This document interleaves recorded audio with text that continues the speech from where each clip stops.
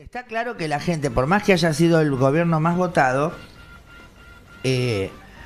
está claro que la gente no se le puso como nota que iba a pasar este tipo de cuestiones, ¿no? Entonces, no puede ser que venga, digamos, en esta tesitura y no se pueda declarar inconstitucional. Entonces, bueno, para esto, digamos, dije, bueno, tenemos que hablar con un amigo, y entonces ahí estaba él y me dijo que sí, y me encanta, y les voy a presentar al doctor Fabio Núñez. Núñez. Hola. Hola. Primero te voy a decir algo, Piovano. Te voy a contar una cosa. Contame. ¿Sabes dónde estoy trabajando nuevamente? ¿En el Ministerio de Salud? En la Dirección de Respuesta al VIH, en el área de derechos humanos. ¡Ay, bueno! ¡Un aplauso! Yo creo que Milei todavía no se dio cuenta de que hay un montón de... Como lo del ReproCan, tampoco se dio cuenta que está la dirección de SIDA. No. Yo creo que no. Por eso, saben. digo, fue una decisión tomada en función de esto. Digo, bueno, frente a este cambio de gobierno hay cosas que hay que defender. Bueno, está muy Así bien. que a volver a defender. Así que bueno, ahí estamos. Bueno, pero la verdad que nosotros estábamos con mucha expectativa, ya vemos que queda claro que meterse con salud, no otra vez bajarlo al ministerio a secretaría o meterlo dentro de ese ministerio de capital humano, etcétera, etcétera, no era una buena idea por varios motivos, ¿no? O sea, uno, por supuesto, por aquellos que están hoy acompañados, que igual se empiezan a ver, ¿no? Lugares donde no se entregan medicamentos, etcétera, etcétera, pero bueno, la cuestión por ese lado y la cuestión también de los negocios, ¿no? Que hay en el ministerio en cuanto a las compras, etcétera, etcétera. Igual, como siempre decimos, yo me acuerdo durante el macrismo. Durante el macrismo Sí. fuimos ministerio y fuimos secretaría. Y la verdad que fue el mismo desastre, siendo ministerio que siendo secretaría. Claro, sí. El tema es la direccionalidad política que se le quiera dar a la política pública. Te estaba escuchando con el tema de la ley ómnibus. Hoy lo escuchaba al cura Juanca Molina, ¿viste? En Radio 10.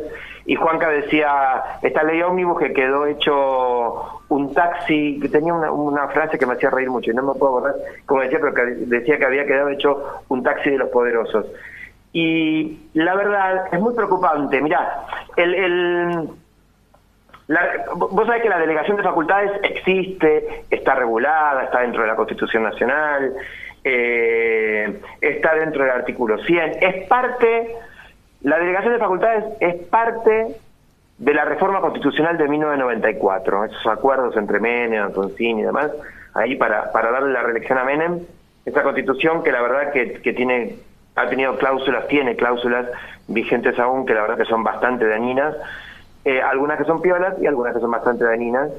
Y la delegación de facultades dice claramente que debe existir razonabilidad entre la delegación que se pide y el fundamento por el cual se lo pide. Habla de la razonabilidad bajo pena de que sea inconstitucional esa delegación. ¿Ah? Claro. Digo, hay que partir primero de ese principio, que es, para que exista delegación de facultades, debe existir un fundamento muy razonable que lo pida en cada una de las materias que se pida, ¿no? Esto es lo primero. Para el común denominador, digo, para mis amigos, mis amigas que no son abogados, delegar las facultades significa el Congreso, uno agarra el artículo 75 de la Constitución, si quieren vayan, siempre búsquenlo, siempre digo, la verdad que la Constitución uno la tendría que tener a mano.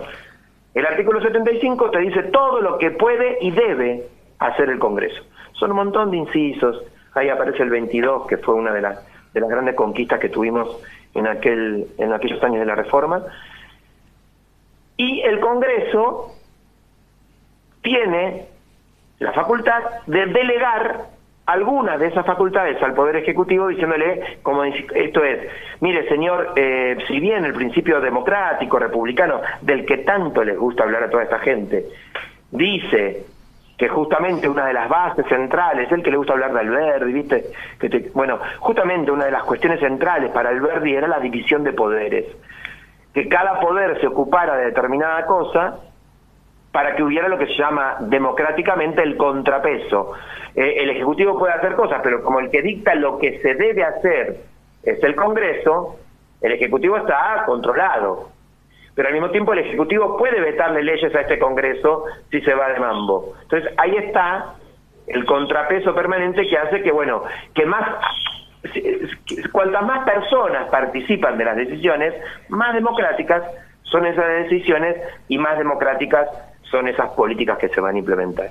Esto hay que explicarlo, porque si no, viste que uno se queda con el título del día y ellos que tanto les gusta hablar de bueno, hablemos de la Constitución, dale, vamos a hablar de lo que decía Alberdi. Y Alberdi nos decía todo esto, nos decía, es necesario un sistema representativo, republicano, federal, que habla el juego a los distintos actores. La delegación de facultades es un remedio totalmente excepcional, que es todo lo contrario a eso. Claro.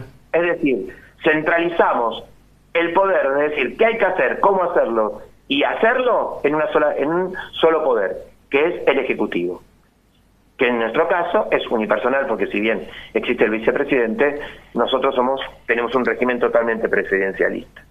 Esto desde ya es preocupante desde lo jurídico, porque cuanto más vos centralizás el poder, más tendencia, y esto la ciencia política te lo dice, más tendencia hay al autoritarismo, ¿no? Porque imagínate, yo la digo, yo la hago, yo la implemento y yo la juzgo, y bueno, se complica. Claro, lo que pasa es que además si hubiera sido que la gente votó así, porque si vos tenés un gobierno que la gente mayoritariamente vota a sus representantes en las cámaras, por ejemplo, en el caso del peronismo, ¿no?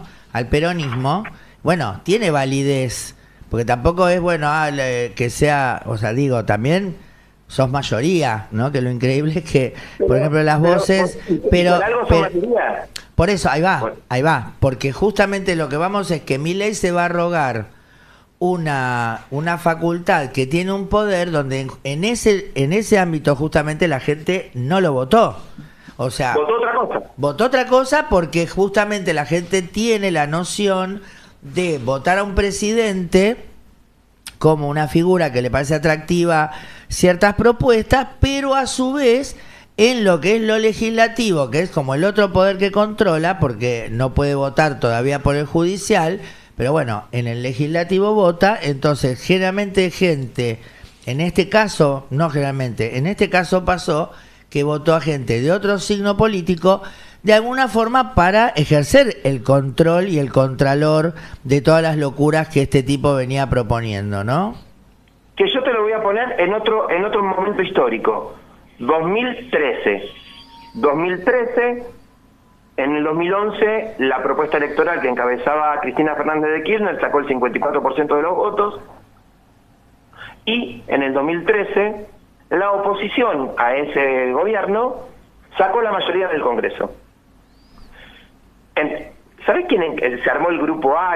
¿Sabés quién encabezaba? ¿Quién era una de las cabezas de ese grupo opositor que decía es necesario que el Congreso controle, es necesario que nosotros digamos, es necesario nunca delegar? ¿Sabés quién era? Patricia Bullrich. Encabezaba aquel grupo A. Entonces digo, no guarda razonabilidad, no guarda lógica, y mucho menos guarda coherencia, porque esta gente no tiene, se ve que ya abandonaron la lucha, porque es una lucha cotidiana, mantener la coherencia entre lo que uno dice y lo que uno hace, abandonaron esa tarea. Pero es peor, el artículo primero de esta ley ómnibus, de este desastre totalmente autocrático, dice las materias que le delegaría el Congreso al presidente. Y cuando las enumera, te las voy a leer una por una. Dice, en materia económica, financiera, fiscal, social, previsional, de seguridad, de defensa, tarifaria, energética y sanitaria. O sea, era un desastre todo. Era un desastre todo. O sea, y le delegamos todas las materias a este señor. la verdad es que nadie puede defender, nadie que abrace de cualquier propuesta política que sea, de cualquier propuesta partidaria que sea, nadie que abrace sinceramente el anhelo democrático puede creer que esto está basado en el principio de la democracia. Y nos metieron en una trampa, digo. Era tan brutal todas las propuestas del DNU, de la ley ómnibus, pero brutal al sentido de que decir, bueno, si se quieren juntar 3 en la calle, me van a tener que pedir permiso para ver si los dejo. Bueno, no, ahora no son 3, son 30, miren qué buenos que somos. Era tan brutal que ahora nos juegan una carta muy inteligente de su parte, hay que decirlo, que es poner al payaso que nos endeudó por 100 años, de Caputo en la televisión, a decirnos, bueno, hemos decidido retirar el capítulo fiscal, sin decir muy bien de qué se trata y cuáles son todos los artículos que decidió retirar, ¿no? Porque, digo, no es que uno sea desconfiado porque es malo. Este es el mismo gobierno que la semana pasada a un grupo de legisladores a la madrugada les hizo firmar un dictamen y cuando el dictamen llegó a la Cámara para verlo, era otro. Claro.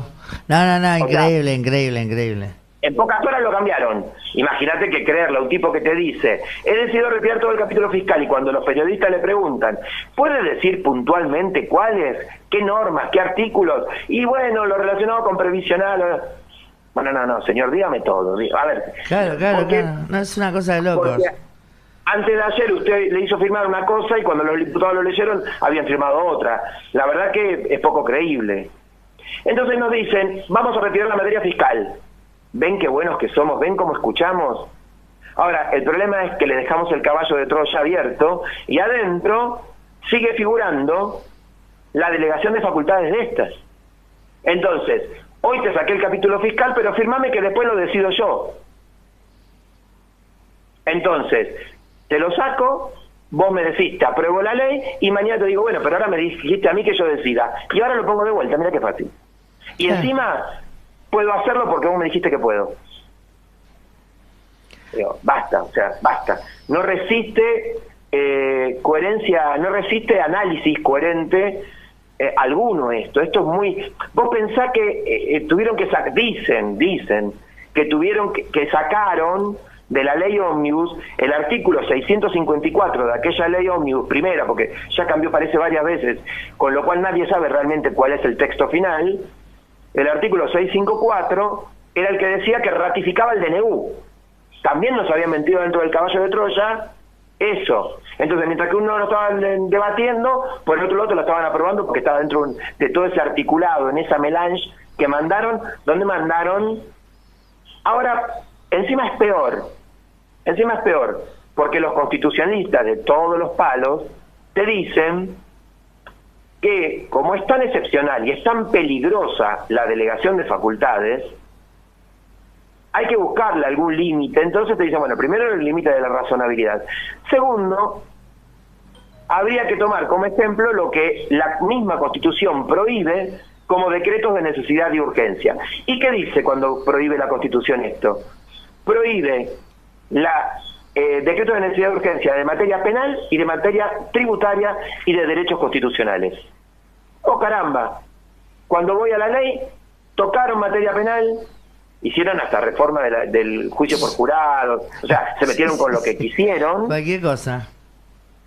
Vos pensás, a ver, uno de los artículos dice que si un policía mata por la espalda, tiene a su favor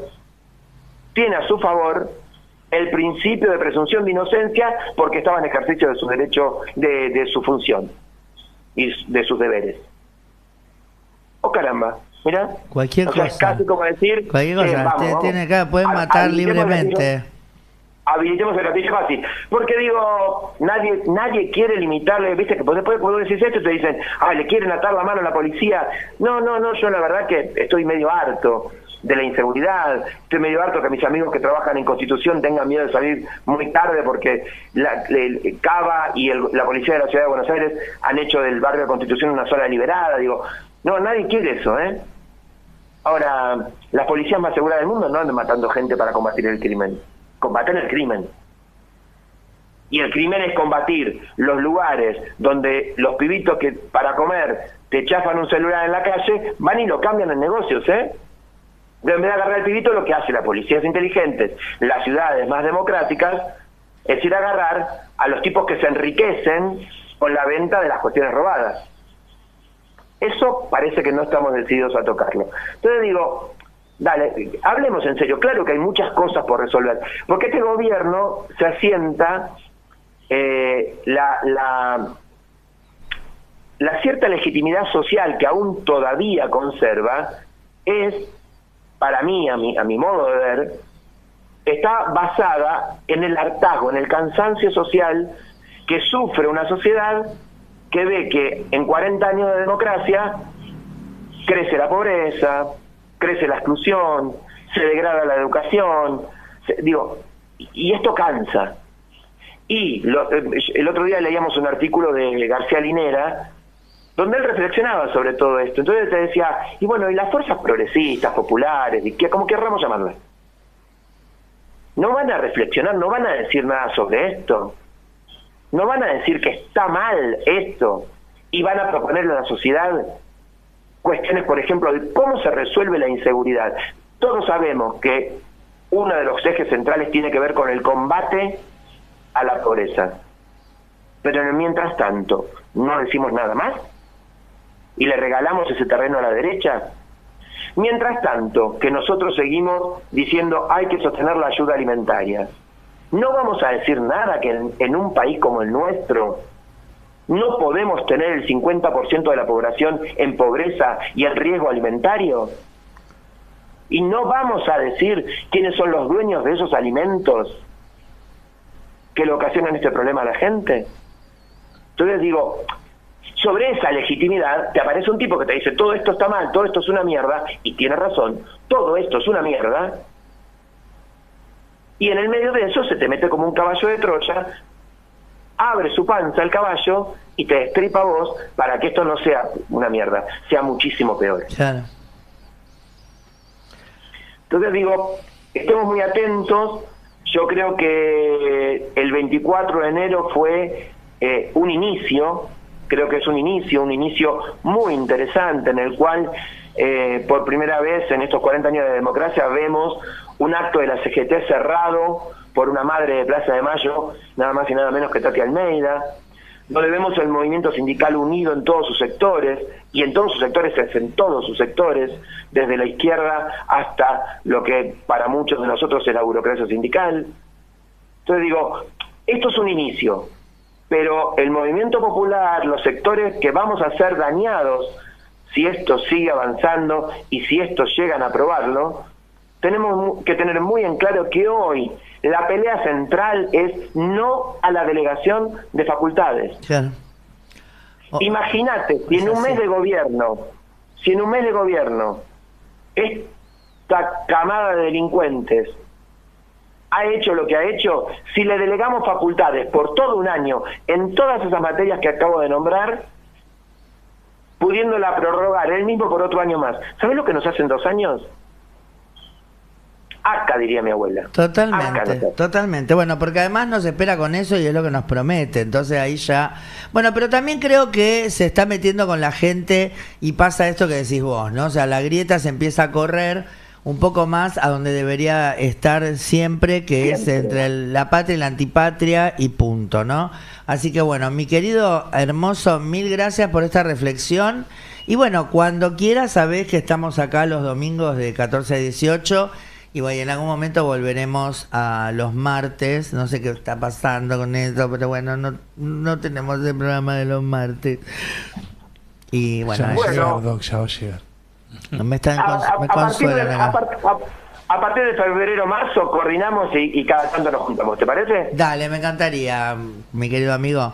Bueno, gracias por esta reflexión, porque queríamos también la voz de alguien que es de la materia, que bueno, que más allá de poder analizar juntos, desmenuzar un poco de qué trata todo esto, ¿no? Así que bueno, mil gracias. Te quiero mucho al señor Fabio Núñez. Núñez,